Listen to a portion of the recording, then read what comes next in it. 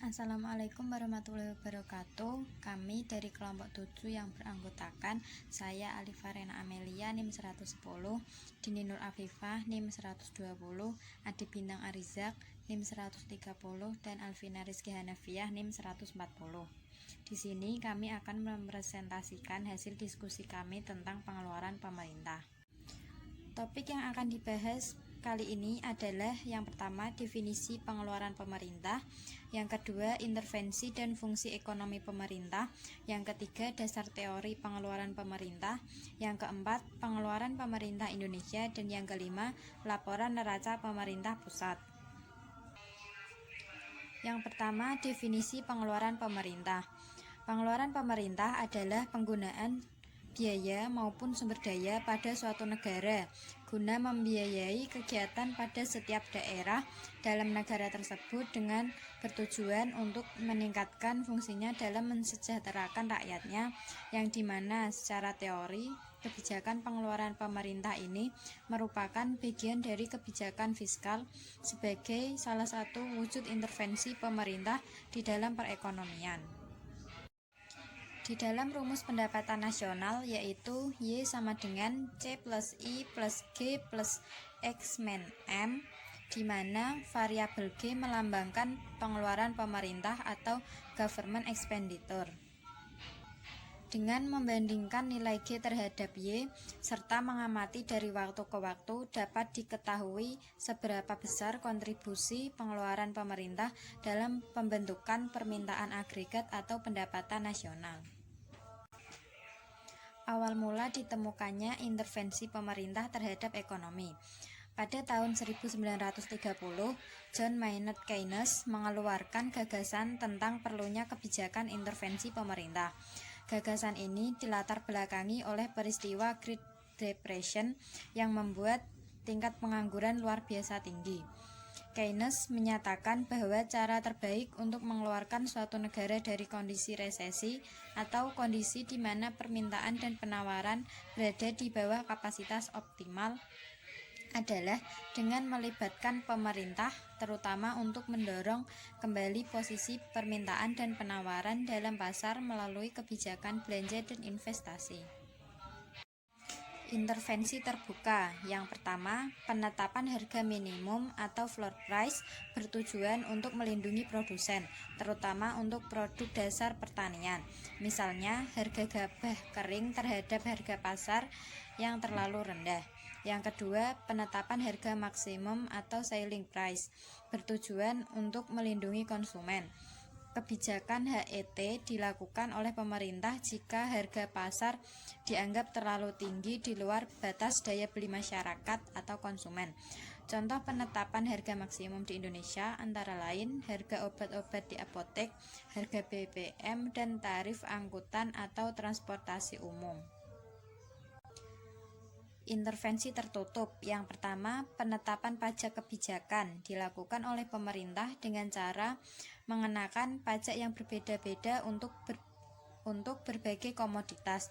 Misalnya, untuk melindungi produsen dalam negeri, pemerintah dapat meningkatkan pajak yang tinggi untuk barang impor. Yang kedua, pemberian subsidi. Subsidi biasanya diberikan pemerintah kepada perusahaan penghasil barang kebutuhan pokok dan juga untuk menekan biaya produksi supaya mampu bersaing terhadap produk-produk impor. Fungsi pemerintahan dalam perekonomian. Yang pertama, fungsi alokatif. Peran pemerintahan ini dalam mengalokasikan sumber daya ekonomi agar dapat termanfaatkan secara optimal dan efektif. Fungsi alokasi ini terjadi ketika pemerintahan turut serta dalam memperbaiki distorsi ekonomi yang disebabkan oleh kegagalan pasar. Yang kedua, fungsi distributif. Peran pemerintahan ini sebagai distributor ekonomi, dengan kata lain pemerintahan melakukan distribusi sumber daya, kesempatan, dan hasil-hasil ekonomi secara adil dan wajar ke seluruh wilayah negara. Yang ketiga, fungsi stabilitatif. Di sini pemerintahan berperan dalam memelihara stabilitas dan memulihkan perekonomian jika berada pada keadaan yang tidak seimbang. Fungsi stabilisasi adalah fungsi jangka pendek dari pemerintahan. Dasar teori pengeluaran pemerintahan ada dua, yaitu teori mikro dan teori makro. Yang pertama, teori makro. Pengeluaran pemerintahan dalam arti real dapat dipakai sebagai indikator besarnya kegiatan pemerintahan yang dibiayai oleh pengeluaran pemerintahan. Semakin banyak kegiatan pemerintahan, semakin besar pula pengeluaran pemerintahan yang bersangkutan. Pengeluaran pemerintahan terdiri dari 3 pos utama, yaitu yang pertama, pengeluaran pemerintahan untuk pembelian barang dan jasa. Yang kedua, pengeluaran pemerintahan untuk gaji pegawai. Yang ketiga, pengeluaran pemerintahan untuk transfer payment. Di sini sudah dijelaskan menurut para ahli, yaitu yang pertama, teori Adolf Wagner-Adolf, yang menyatakan bahwa pengeluaran pemerintahan dan kegiatan pemerintahan semakin lama semakin meningkat. Pada dasarnya, teori ini yaitu semakin meningkatnya peran pemerintahan dalam kegiatan dan kehidupan ekonomi masyarakat sebagai suatu keseluruhan. Teori yang kedua, Piaget dan Wiseman. Teori ini mereka didasarkan pada suatu analisis penerimaan pengeluaran pemerintahan. Piaget dan Wiseman mendasarkan teori mereka pada suatu teori bahwa masyarakat mempunyai suatu tingkat toleransi pajak, yaitu suatu tingkat di mana masyarakat dapat memahami besarnya pungutan pajak yang dibutuhkan oleh pemerintahan untuk membiayai pengeluaran pemerintahan. Teori yang ketiga, batas kritis Colin Clark. Di dalam teorinya ini, Colin Clark mengemukakan hipotesis tentang batas kritis perpajakan. Dasar yang dikemukakan adalah bahwa pajak yang tinggi akan mengurangi gairah kerja. Akibatnya, produktivitas akan turun dengan sendirinya dan ini akan mengurangi penawaran agregat. Teori yang kedua, teori mikro, yaitu bertujuan dari teori mikro mengenai perkembangan pengeluaran pemerintahan adalah untuk menganalisis faktor-faktor yang menimbulkan permintaan akan barang publik dan faktor-faktor yang mempengaruhi tersedianya barang publik.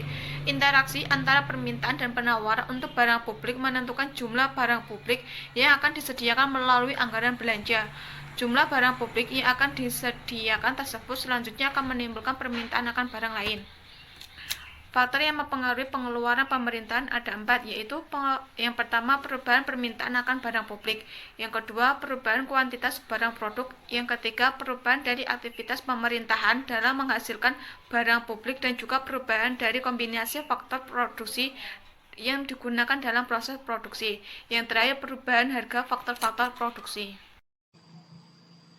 Oke, untuk materi selanjutnya yaitu tentang faktor yang memengaruhi pengeluaran pemerintah.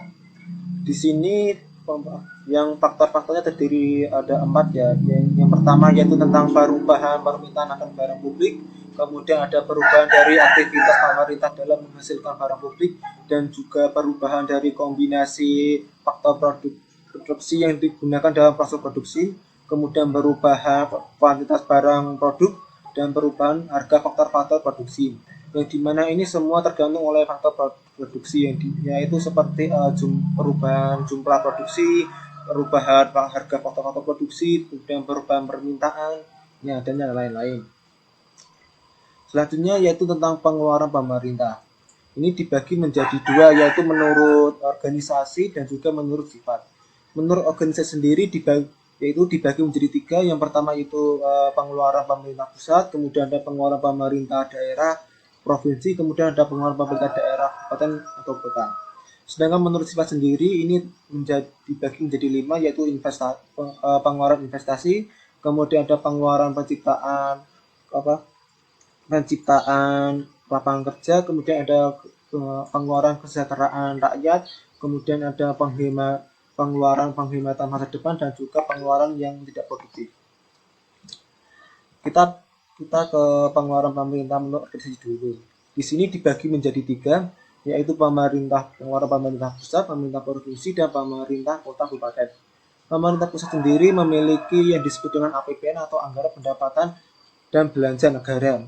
Dalam APBN sendiri, pengeluaran pemerintah pusat dibedakan menjadi 2, yaitu sebagai untuk belanja dan yang satunya untuk pembiayaan. Untuk belanja sendiri ini contohnya seperti untuk belanja pegawai, kemudian ada belanja barang, belanja modal, kemudian pembayaran bunga utang, subsidi, belanja pegawai, dan lain-lain. Sedangkan untuk pembiayaan sendiri ini seperti obligasi pemerintah, kemudian pembayaran pokok pinjaman luar negeri, dan lain-lain. Kemudian untuk pemerintah provinsi sendiri ini ada yang disebut dengan APBD. APBD sendiri ini merupakan hasil dari dana alokasi APBN dari pemerintah pusat dan juga hasil dari pungutan pajak dari masyarakat. Dana APBD sendiri digunakan untuk pengeluaran dan belanja meliputi belanja operasi dan belanja modal. Jadi belanja modal di sini, belanja operasi ini sendiri seperti belanja pegawai, belanja barang dan jasa, belanja pemeliharaan, belanja perjalanan bisnis, belanja pinjaman, belanja subsidi, belanja hibah, kemudian belanja sosial dan belanja operasi lainnya. Sedangkan untuk belanja modal sendiri itu belanja aset tetap, belanja aset lain-lain dan belanja tak terduga. Sedangkan untuk pemerintahan kabupaten pengeluaran pemerintah daerah kabupaten atau kota sendiri ada yang digunakan untuk belanja, kemudian untuk bagi hasil pendapatan desa atau kelurahan dan juga untuk pembiayaan. Untuk bagi hasil pendapatan desa atau kelurahan ini sendiri terdiri dari pajak ke desa kelurahan, kemudian ada bagi hasil retribusi ke desa atau kelurahan, kemudian bagi hasil lainnya ke desa kelurahan. Sedangkan untuk pengeluaran pembiayaan sendiri ini seperti pembayaran pokok pinjaman, penyertaan modal pemerintah, pemberian pinjaman kepada BUMN atau BUMD atau pemerintah pusat atau kepala daerah dan otonom lainnya. Di sini kita bisa melihat tabel dari realisasi pengeluaran pemerintah pusat pada tahun 2019 sampai 2021, di mana dari tahun 2019 ini sampai 2021 ini selalu didominasi oleh pengeluaran pemerintah pusat. Ya jelas lah itu. Kemudian untuk pemerintah pusat ini dibagi menjadi dua, yaitu untuk belanja kementerian dan juga belanja untuk kementerian, yang dimana untuk pada tahun 2019 belanja kementerian mendominasi, sedangkan untuk tahun 2020 untuk badan non kementerian, sedangkan untuk 2021 kembali untuk lembaga kementerian. Sedangkan untuk pengeluaran untuk daerah sendiri ini didominasi oleh transfer ke daerah ya, lebih banyak daripada dana desa. Di mana transfer ke daerah ini sendiri dibagi menjadi tiga, yaitu dana perimbangan, dana inisiatif desa, kemudian dana otonomi khusus dan dana keistimewaan DIY atau daerah istimewa Yogyakarta. Kemudian ini ada tabel berikutnya tentang realisasi pengeluaran pemerintah provinsi tahun 2018 sampai 2020. Di sini dibagi menjadi tiga ya, yaitu belanja tidak langsung, kemudian belanja langsung, dan juga pembiayaan daerah. Bedanya langsung tidak langsung ini di mana belanja langsung ini berpengaruh pada operasi pemerintah itu sendiri. Sedangkan belanja yang tidak ya kebalikannya. Untuk belanja yang tidak langsung ini sendiri didominasi oleh belanja pegawai selama 3 tahun berturut-turut. Di mana belanja pegawai ini sendiri merupakan belanja untuk biaya upah ya untuk para pegawai sendiri. Sedangkan untuk belanja langsung ini lebih ke belanja barang dan jasa. Kemudian untuk realisasi pengeluaran pemerintah kabupaten atau kota tahun 2018 sampai 2020 ini sama ya sama provinsi, di mana untuk belanja tidak langsung lebih didominasi oleh belanja pegawai, sedangkan untuk belanja yang tidak langsung untuk belanja pegawai, sedangkan untuk belanja yang langsung didominasi oleh belanja barang dan jasa. Kemudian selanjutnya yaitu pengeluaran pemerintah menurut sifat. Ini pertama yaitu tentang pengeluaran investasi. Pengeluaran investasi sendiri ini adalah pengeluaran yang ditujukan untuk menambah kekuatan dan ketahanan ekonomi di masa datang. Contohnya yaitu untuk pembangunan jalan tol, bandara, kemudian ada satelit, pelabuhan, peningkatan sumber daya manusia, dan lain-lain. Kemudian ada pengeluaran penciptaan lapangan kerja. Di sini ya pengeluaran itu untuk menciptakan lapangan kerja ya, serta memicu peningkatan kegiatan perekonomian ya. Karena bagaimanapun juga di negara itu kalau ada banyak yang bekerja kan semakin meningkatkan taraf perekonomian negara tersebut. Kemudian ada pengeluaran kesejahteraan rakyat. Di sini pengeluaran kesejahteraan rakyat adalah pengeluaran yang mempunyai pengaruh langsung terhadap kesejahteraan rakyat, atau pengeluaran yang membuat masyarakat mendapat yang rasa gembira ya. Contoh seperti subsidi, bantuan langsung, kemudian ada pembangunan rekreasi, dan lain-lain.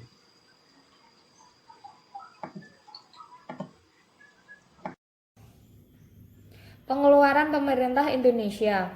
Yang pertama adalah pengeluaran penghematan masa depan. Pengeluaran penghematan masa depan adalah pendapatan yang tidak memberikan manfaat langsung bagi negara. Namun bila dikeluarkan saat ini akan mengurangi pengeluaran pemerintah yang lebih besar di masa yang akan datang. Yang kedua, pengeluaran yang tidak produktif. Pengeluaran yang tidak produktif adalah pengeluaran yang tidak memberikan manfaat secara langsung kepada masyarakat, namun diperlukan oleh pemerintah. Pengeluaran daerah. Pemerintah daerah diberi wewenang untuk mengelola atau mengatur keuangan daerahnya sendiri-sendiri.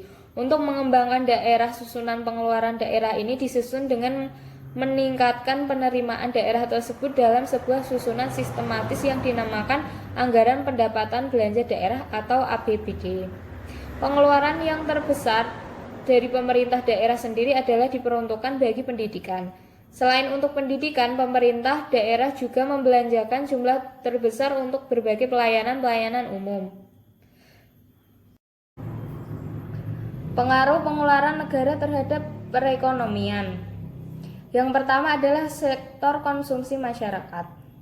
Pengeluaran negara secara langsung atau tidak langsung berpengaruh terhadap sektor konsumsi masyarakat atas barang dan jasa.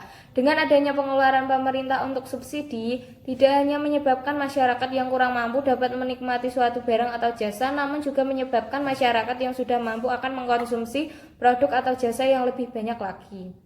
Yang kedua adalah sektor keseimbangan perekonomian. Untuk mencapai target-target peningkatan PDB, pemerintah dapat mengatur alokasi dan tingkat pengeluaran negara. Misalnya dengan mengatur tingkat pengeluaran negara yang tinggi untuk sektor-sektor tertentu. Pemerintah dapat mengatur tingkat employment menuju full employment. Apabila target penerimaan tidak memadai untuk membiayai pengeluaran tersebut, pemerintah dapat membiayai dengan pola defisit anggaran. Neraca pemerintah pusat. Neraca adalah laporan yang menggambarkan posisi keuangan pemerintah pusat mengenai aset kewajiban dan ekuitas pada tanggal 31 Desember 2020. Jumlah aset per 31 Desember 2020 adalah sebesar 11.098,67 triliun yang terdiri dari aset lancar sebesar 665,16 triliun, investasi jangka panjang sebesar 3,173,0,7 triliun, aset tetap sebesar 5.976,01 triliun, piutang jangka panjang atau neto sebesar 59,32 triliun, dan aset lainnya atau neto sebesar 1.225,10 triliun. Jumlah kewajiban per 31 Desember 2020 adalah sebesar 6.625,47 triliun yang terdiri dari kewajiban jangka pendek sebesar 701,60 triliun dan kewajiban jangka panjang sebesar 5.923,87 triliun. Dengan demikian jumlah ekuitas per 31 Desember 2020 adalah sebesar 4.473,20 triliun.